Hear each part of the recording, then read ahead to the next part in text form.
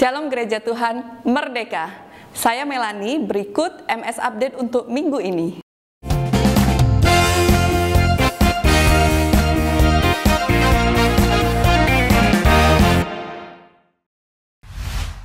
Yeremia 29 ayat 7 berkata, "Usahakanlah kesejahteraan kota di mana aku buang, dan berdoalah untuk kota itu kepada Tuhan, sebab kesejahteraannya adalah kesejahteraanmu." Oleh sebab itu, di tengah kondisi pandemik seperti ini, kami mengajak semua gereja Tuhan bersama-sama berdoa sepakat untuk meminta lawatan Tuhan untuk Indonesia. Maka kita akan melakukan doa bersama melalui doa puasa yang akan dilakukan setiap hari Sabtu pukul 10 pagi sampai dengan jam 12 siang melalui aplikasi Zoom Meeting. Bagi gereja Tuhan yang rindu untuk memberkati rumah Tuhan dapat melakukan transfer persembahan, perpuluhan ataupun diakonia melalui rekening BCA atas nama GBI Miracle Service seperti yang tertera di bawah ini. Haleluya, akhirnya kita akan melakukan ibadah offline dalam beberapa minggu ke depan. Namun ada beberapa protokoler yang harus kita lakukan. Apa saja sih protokolernya? Mari kita cek. Syarat pertama, kita wajib tetap menaati peraturan pemerintah terkait dengan social distancing. Untuk itu, mohon maaf, ibadah offline akan dibatasi jumlahnya. Bagi jemaat yang rindu untuk bergabung dalam ibadah offline, harap mendaftarkan diri setiap minggunya maksimal sampai dengan hari Jumat ke gembala kul masing-masing sesuai dengan tempat kul yang terdaftar. Yang kedua, yaitu setiap jemaat ketika beribadah wajib menggunakan masker selama ibadah berlangsung. Dan yang ketiga, cuci tangan sebelum memasuki gedung ibadah. Dan yang keempat, petugas akan melakukan pengukuran suhu tubuh sebelum Bapak Ibu memasuki ruang ibadah. Dan yang selanjutnya, poin yang kelima, waktu beribadah mohon untuk tetap menjaga jarak atau physical distancing minimal 1 meter dengan jemaat lainnya. Dan yang keenam, jangan berjabat tangan, namun diganti dengan salam sehati. Bagi jemaat Tuhan yang tidak bisa mengikuti ibadah offline, jangan khawatir, kita tetap akan melakukan ibadah secara online yang setiap minggunya akan tayang dari pukul 7 dengan melalui YouTube channel di GBI Miracle Service Bali TV. Demikian MS Update minggu ini. Selamat beribadah, Tuhan Yesus memberkati. Bless family brings miracle. Shalom Gereja Tuhan. Shalom. Apa kabarnya hari ini? Luar biasa. Amin. Saya percaya sukacita Tuhan ada di antara setiap kita semua, ada di hati kita dan ada di tengah-tengah keluarga kita. Haleluya. Kita ada di bulan Agustus. Hari ini adalah tanggal 16 dan besok tanggal 17 Agustus adalah ulang tahun kemerdekaan Republik Indonesia yang ke-75. Mari sama-sama katakan merdeka. Merdeka. Haleluya. Saya rindu membacakan satu kebenaran firman Tuhan yang terambil dari kitab Yeremia pasalnya yang ke-29 ayatnya yang ke-7. Demikian bunyi firman Tuhan. Usahakanlah kesejahteraan kota kemana kamu aku buang, dan berdoalah untuk kota itu kepada Tuhan, sebab kesejahteraannya adalah kesejahteraanmu. Kita percaya bahwa ketika bangsa Indonesia sejahtera, maka kita pun akan sejahtera.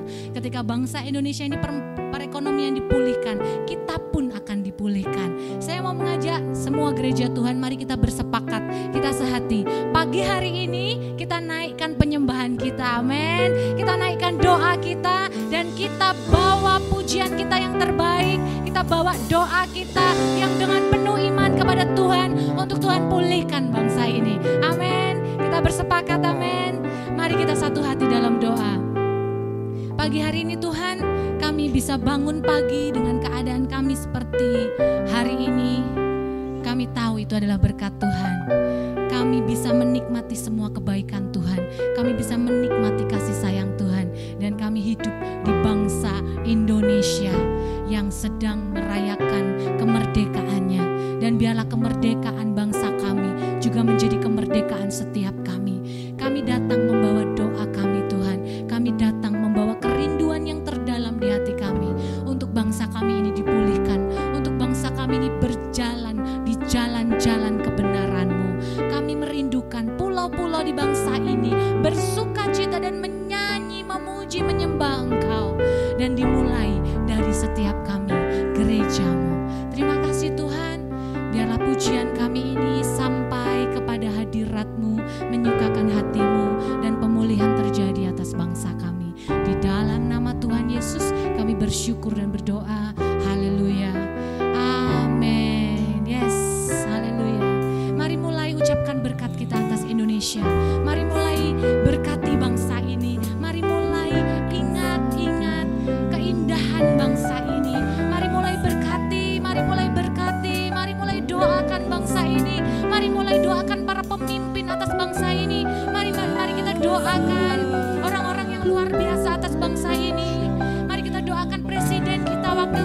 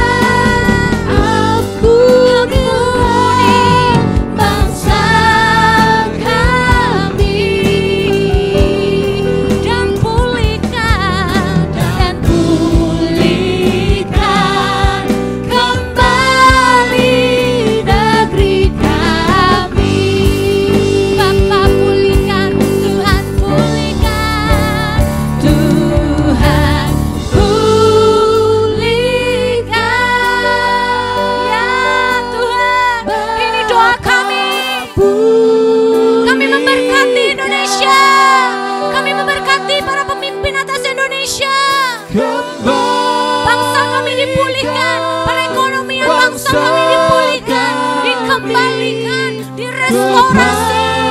Ya, bangsa kami akan hidup dalam jalan kebenaran-Mu Tuhan.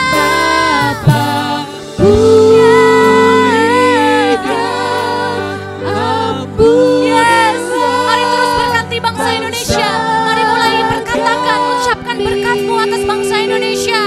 Mari ucapkan berkat-Mu, ucapkan doa-Mu atas bangsa ini. Kembali negeri kami. Dia dengar doa setiap kita. Tuhan pulihkan,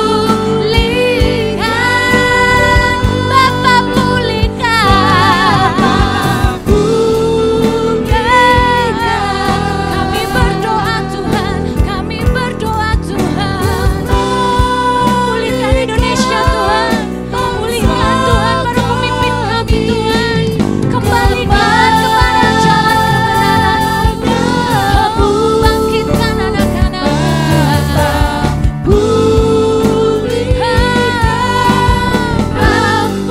ampunilah bangsa kami dan pulihkan kembali negeri kami dan pulihkan kembali Indonesia dan pulihkan kembali Indonesia dan pulihkan kembali Indonesia Tuhan dan pulihkan kembali Indonesia. Sorak-sorai, mari katakan kemerdekaan atas bangsa kami.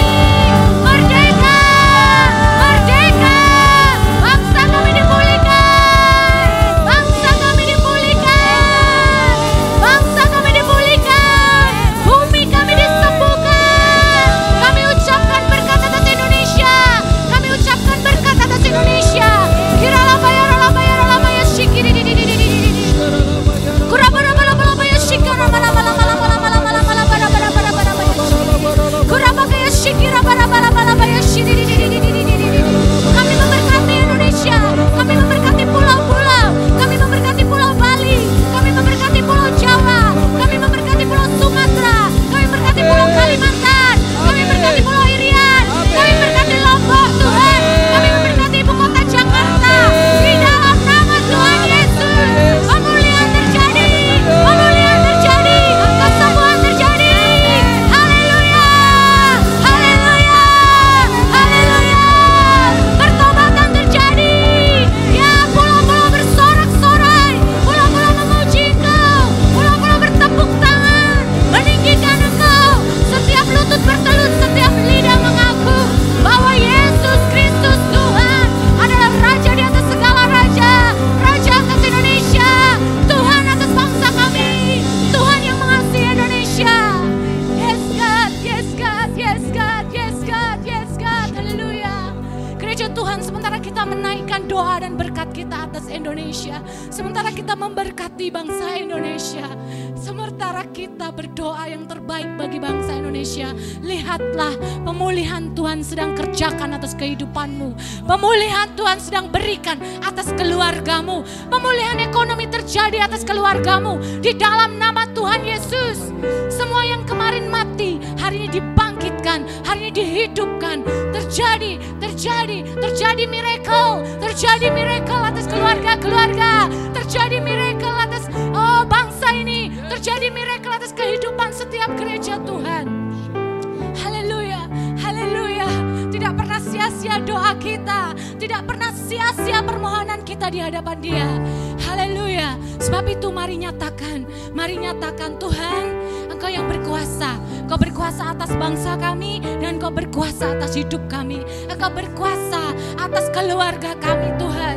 Kami mau perkatakan terus Tuhan. Kami mau katakan Hosana, Hosana bagi Raja, Hosana bagi Raja. Hai lihat, gereja Tuhan, lihat Rajamu datang membawa keselamatan. Rajamu datang membawa kemerdekaan. Rajamu datang membawa pemulihan.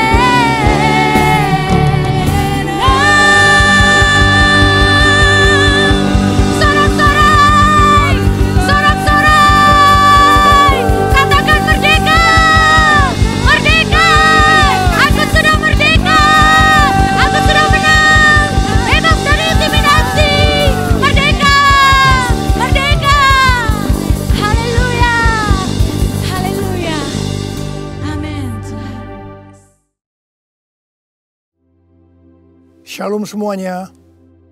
1 Korintus 3 ayat 16 berkata, "Tidak tahukah kamu bahwa kamu adalah bait Allah dan bahwa roh Allah diam di dalam kamu?"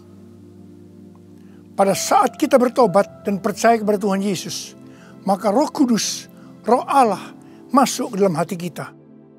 Kita adalah bait Allah. Mari kita katakan bersama-sama bahwa saya adalah bait Allah. 1, 2, 3. Saya adalah bait Allah. Sesuai dengan Roma 8 ayat 2, bahwa roh yang memberi hidup, yang ada di dalam kita, telah memerdekakan kita dalam Kristus dari hukum dosa dan hukum maut.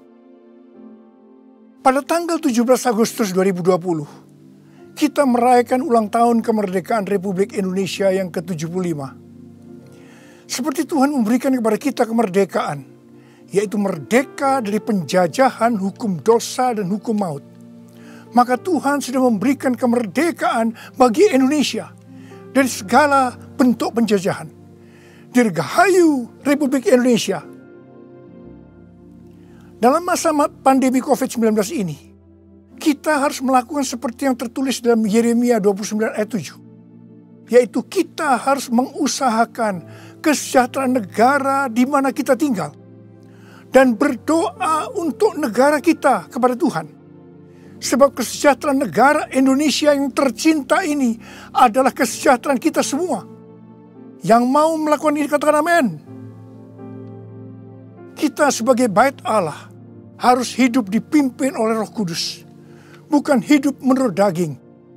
Roma 8 ayat 13 berkata, "Sebab jika kamu hidup menurut daging, kamu akan mati. Tetapi jika oleh roh kamu mematikan perbuatan-perbuatan tubuhmu, kamu akan hidup." Salah satu peran dari Roh Kudus dalam kehidupan kita adalah bahwa Roh Kudus akan mengurapi kita.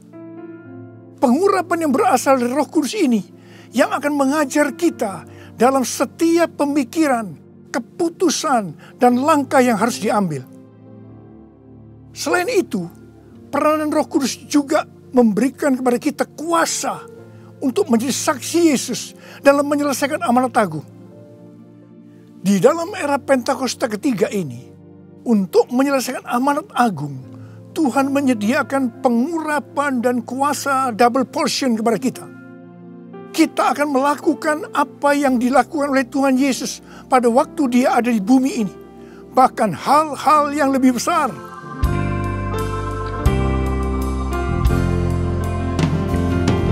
Anointing fall on me. Anointing fall on me. Let the power of the Holy Spirit fall on me. Anointing fall on me. Anointing fall on me. Anointing fall on me. Let the power of the Holy Spirit fall on me. Anointing fall on me. Anointing fall on me.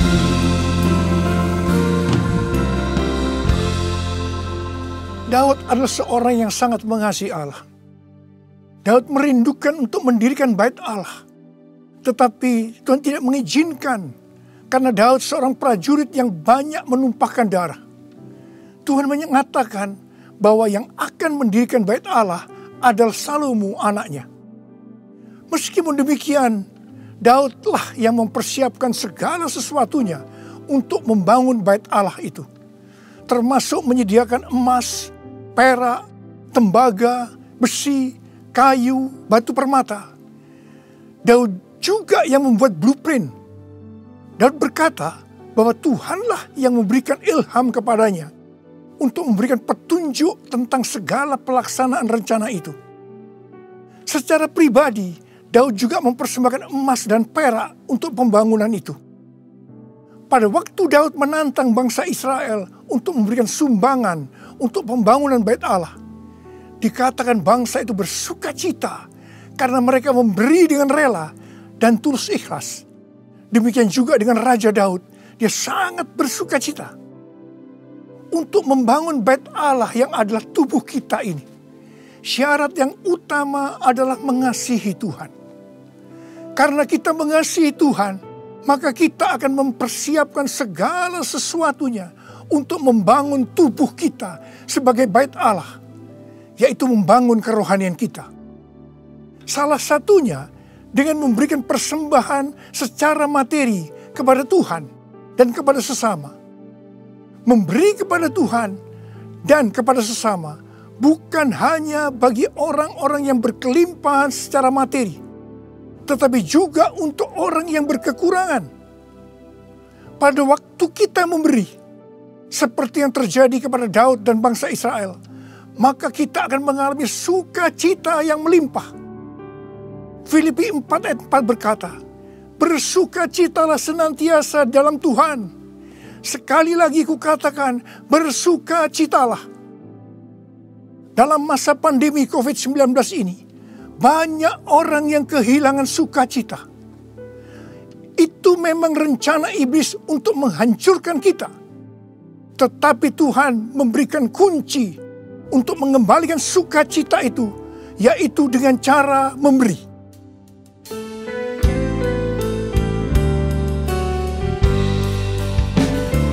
Jadikan aku bait suci-Mu yang kudus dan yang tiada bercela.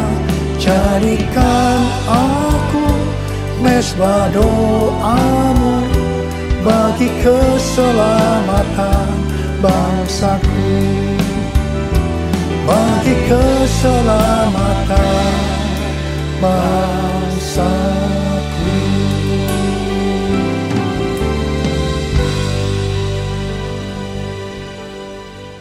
Sesuai dengan 2 Tawarikh 3 ayat 1 dikatakan bahwa Salomo mendirikan bait Allah di Yerusalem di Gunung Moria, di mana Tuhan menampakkan diri kepada Daud di tempat pengirikan Ornan, orang Yebus. Jadi Daud yang menetapkan tempat dari bait Allah Salomo itu. Bait Allah Salomo merupakan perpaduan dari tabernakel Musa dan tabernakel Daud.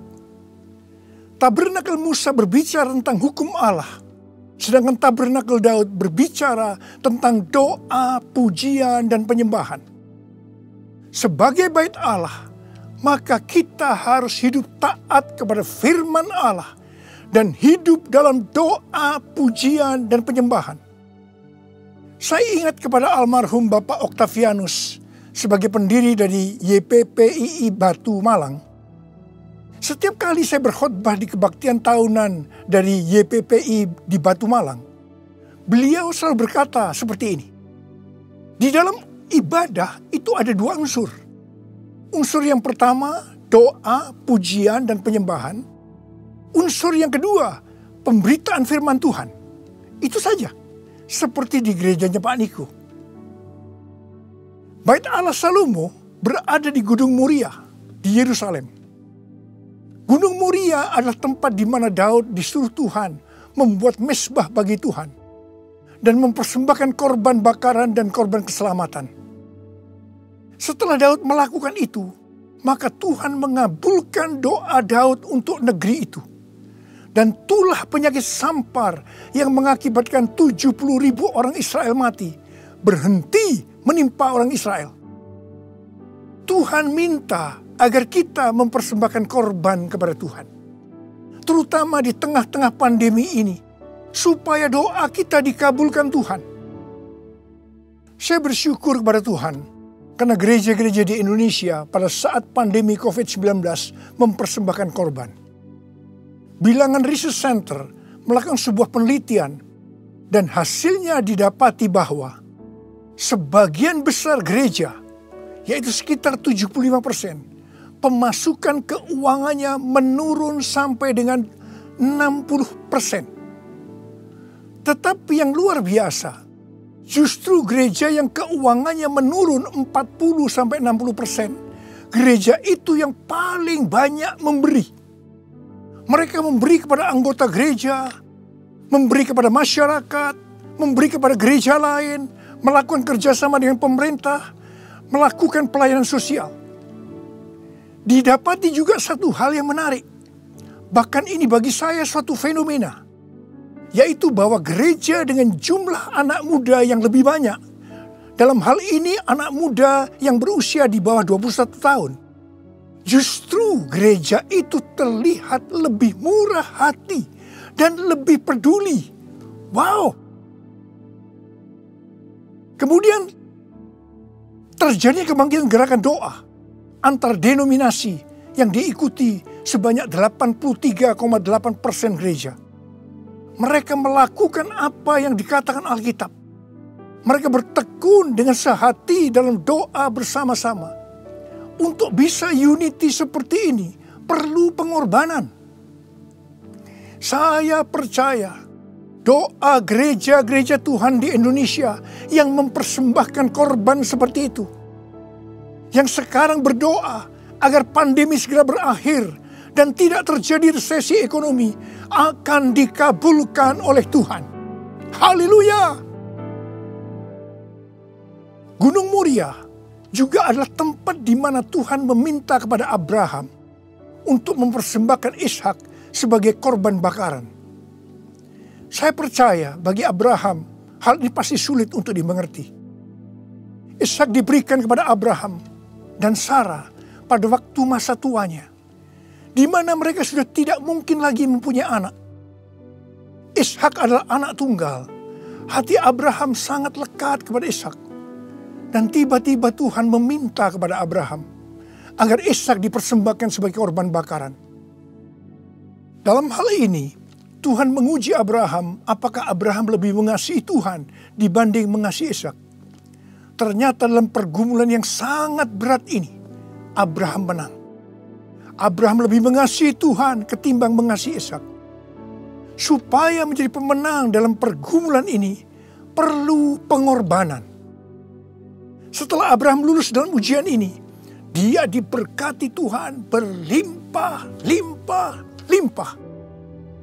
Untuk menerima pengurapan dan kuasa double portion, Tuhan pasti akan menguji kita untuk melihat apakah kasih kita kepada Tuhan melebihi kasih kita kepada yang lainnya.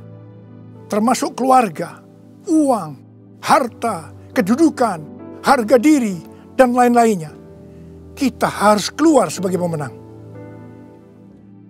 Dalam Roma 12 ayat 1, kita diminta untuk mempersembahkan tubuh ini sebagai persembahan korban yang hidup, kudus, dan berkenan kepada Tuhan.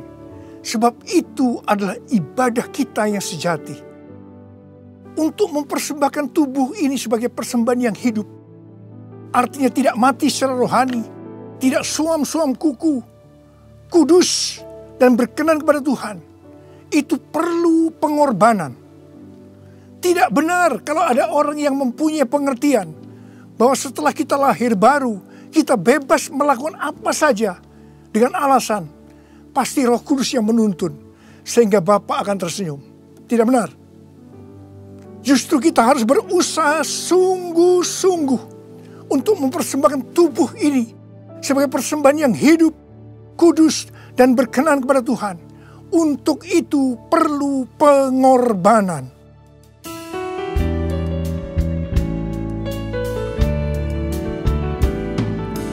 Bapa, ku persembahkan tubuhku sebagai persembahan yang hidup, kudus, dan yang berkenan padamu, sebagai ibadah yang sejati.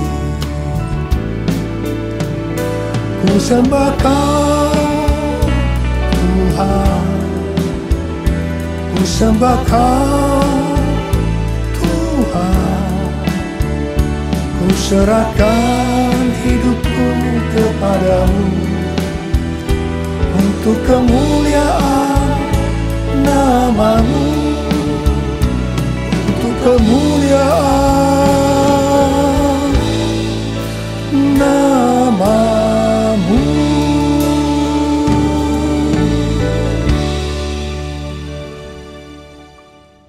Pada awal tahun 2009, Tuhan berkata kepada saya dari Wahyu 3 ayat 11a, bahwa aku datang segera. Saya sudah sering mendengar kata-kata ini. Tetapi pada saat itu ada sesuatu yang lain. Saya gemetar. Dan saya berkata kepada Tuhan, Tuhan, apa yang akan Tuhan kerjakan? Dan apa yang harus kami lakukan? 6 bulan kemudian, Tuhan baru menjawab pertanyaan tentang apa yang akan Tuhan kerjakan dengan berkata, aku akan mencurahkan rohku. Aku akan mencurahkan rohku.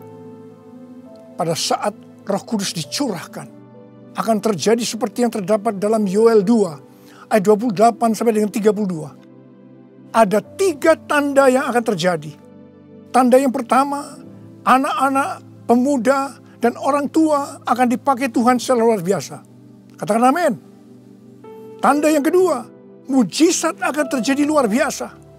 Tetapi tanda yang ketiga, goncangan juga akan terjadi luar biasa. Dengan adanya 3 tanda ini, maka Yoel 2 ayat 32 akan terjadi. Yaitu bahwa akan banyak orang yang berseru kepada nama Tuhan.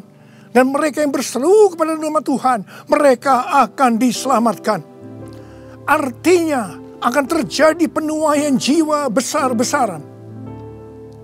Pada tahun 2013, Tuhan berkata tentang pencurahan Roh Kudus ini sebagai Pentakosta yang ketiga.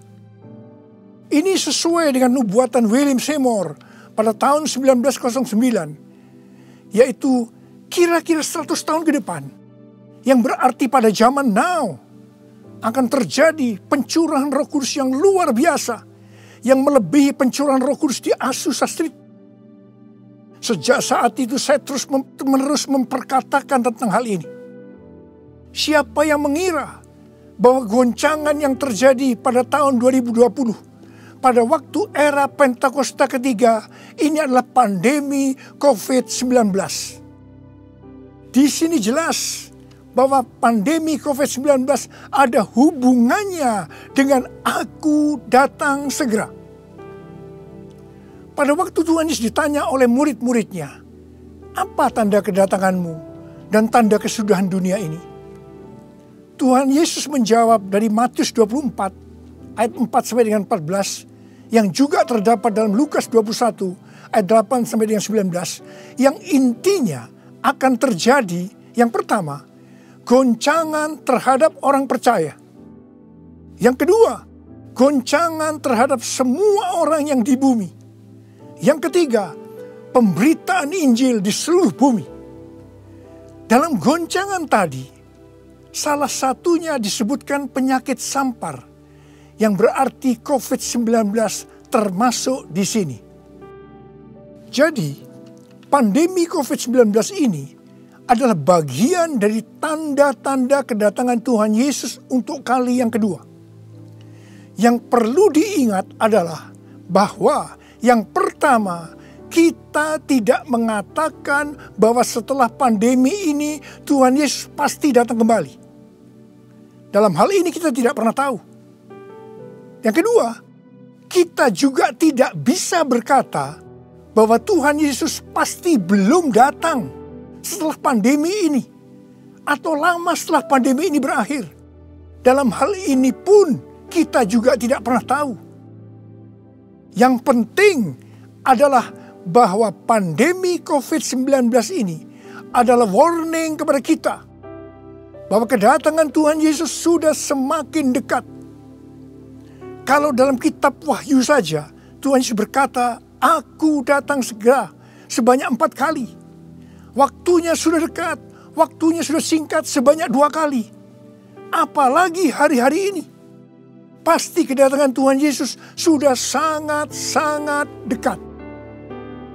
Saya percaya orang yang merindukan kedatangan Tuhan, seperti pada jemaat mula-mula yang selalu berkata, Maranatha, sebagai doa dan sebagai salam, pasti akan lebih serius untuk menyelesaikan amanat agung Tuhan Yesus. Sehingga pada saat dia datang kembali, kita akan mendengar suara penghulu malaikat, bunyi sangkakala, dan mendengar nama kita dipanggil. Haleluya!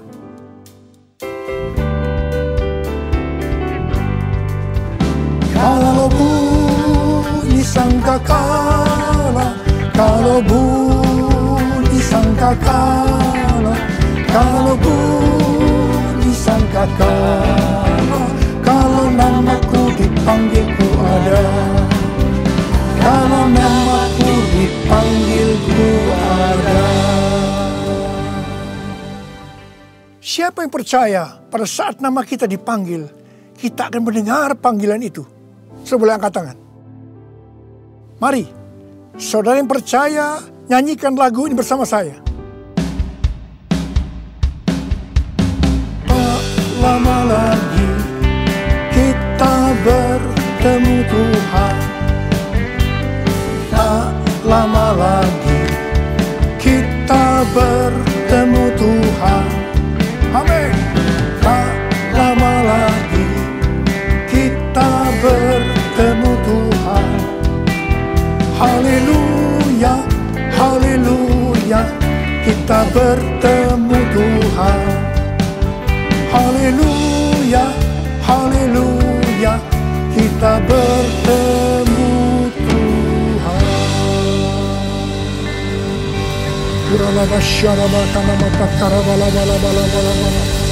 Angkat tangan saudara. Berbahasa roh, berbahasa roh, berbahasa roh saat ini. Oh dia bahkan nama ya oh Jesus, Jesus. Tidak lama lagi kami akan bertemu dengan Kau Tuhan. Kau akan segera datang untuk kali yang kedua. Biarlah kami boleh mempersiapkan diri Tuhan. Kami berdoa buat anak-anak-Mu semua Tuhan. Pakai kami hari-hari ini untuk menyelesaikan amanat agung Tuhan Yesus. Curahkan pengurapan buat mereka. Terima, terima, terima, terima. Kami berdoa di buat mereka Tuhan. Engkau menyembuhkan mereka yang sakit, yang mengalami kesusahan. Terima kesembuhan. Terima kesembuhan. Terima, terima, terima, terima. Ora labakan nama ya rala bala bala. Oh raba bala. Bala bala bala bala bala bala bala bala. Oh Yesus, Yesus, Yesus, Yesus. Oh Yesus, Yesus, Yesus, Yesus, Yesus, Yesus, Yesus. Mari saudara-saudara, kita akan masuk dalam perjamuan kudus. Kita akan mengingat ayat ini. Sebab setiap kali kamu makan roti ini dan minum cawan ini, kamu memberitakan kematian Tuhan sampai Ia datang. Perjamuan kudus adalah perjamuan Tuhan Yesus sendiri. Setiap kali kita masuk dalam perjamuan kudus, Tuhan Yesus selalu berkata begini, biarlah ini menjadi peringatan akan daku. Karena itu, mari arahkan hati saudara kepada kebaikan Tuhan. Kita akan mengingat kebaikan Tuhan. Mari tundukkan kepala. Tuhan, siapakah kami ini sebelum kami mengenal Engkau? Kami ini semua orang berdosa. Upah dosa adalah maut, mati. Tapi Engkau tidak berdosa, telah dijadikan dosa oleh karena kami semua. Engkau harus turun dari sorga mulia, mati ganti kami dengan penderitaan yang luar biasa. Sungguh kalau kami pikirkan Tuhan, betapa baiknya Engkau itu. Engkau jadikan kami sebagai anak-anak-Mu. Engkau tuntun, Engkau bela, Engkau berkati, Engkau lindungi kami. Engkau juga tegur kalau kami salah. Engkau sembuhkan kami Tuhan. Itu Engkau ya Abah. Itu Engkau ya Abah. Tuhan terima kasih. Terima kasih. Saudara-saudara, Tuhan akan memberkati saudara melalui perjamuan kudus ini. Tapi Tuhan mau kita makan dan minum perjamuan kudus dengan cara yang benar. Karena itu masing-masing. Sekarang introspeksi. Lihat keadaan dirimu masing-masing. Jangan menyimpan dosa. Kalau ada dosa yang Tuhan ingatkan saat ini, langsung minta ampun kepada Tuhan. Minta ampun, minta ampun. Ampuni saya Tuhan, ampuni saya, ampuni saya. Katakan demikian. Tuhan, Kau melihat anak-anak-Mu sedang meminta ampun kepadamu. Ampuni ya Tuhan. Ampuni ya Tuhan. Layakkan kami masuk dalam perjamuan kudus. Kami akan masuk dalam perjamuan kudus dengan hati yang penuh ucapan syukur. Dalam nama Yesus kami berdoa. Amin. Sekarang saudara, mari angkat roti di tangan kanan kita tinggi-tinggi. Sebab apa yang telah kuteruskan kepadamu telah aku terima dari Tuhan. Yaitu bahwa Tuhan Yesus pada malam waktu ia diserahkan mengambil roti. Dan sesudah itu yang mengucap syukur atasnya. Dia memecah-mecahkannya dan berkata, inilah tubuhku yang diserahkan bagi kamu. Perbuatlah ini menjadi peringatan akan aku. Sudah dikasih Tuhan. Bukankah roti yang kita pecah-pecahkan ini adalah persekutuan kita dengan tubuh Kristus? Mari kita makan dalam nama Yesus.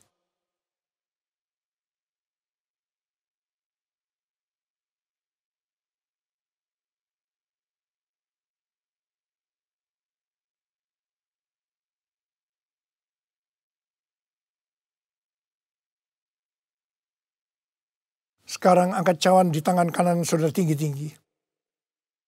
Demikian juga ia mengambil cawan sesudah makan lalu berkata, cawan ini adalah perjanjian baru yang dimeteraikan oleh darahku. Perbuatlah ini.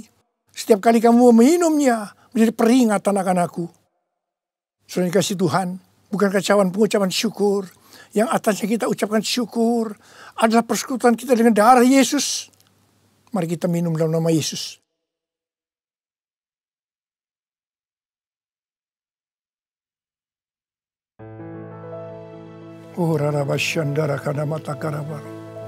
Mari angkat tangan saudara. Ucapkan syukur. Ucapkan syukur dengan suara, jangan diam. Tuhan, terima kasih ya Tuhan. Terima kasih ya Tuhan. Terima kasih ya Tuhan. Terima kasih. Ucapkan syukur pada Tuhan. Ucapkan syukur. Kami bersyukur buat kebaikan-Mu ya Tuhan. Ya Tuhan, ya Tuhan.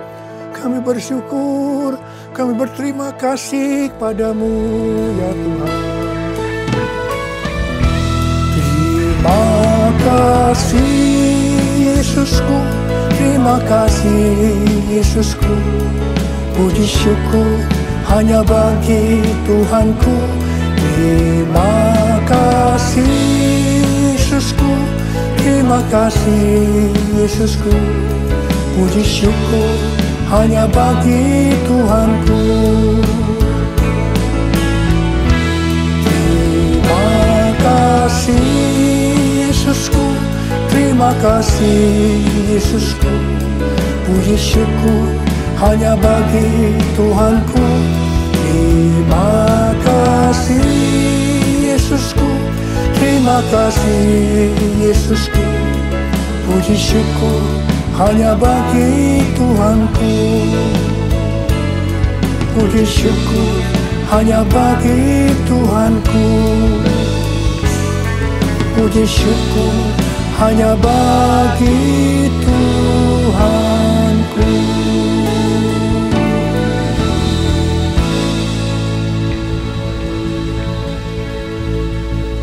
Terimalah berkat Tuhan. Kasih karunia yang berlimpah-limpah daripada Allah Bapa dalam anak yang tunggal Yesus Kristus. Persekutuan yang manis dengan Roh Kudus menyertai saudara sekalian mulai hari ini sampai Yesus datang menjemput kita di awan-awan dan bahkan sampai selama-lamanya. Yang percaya bersama-sama katakan amin.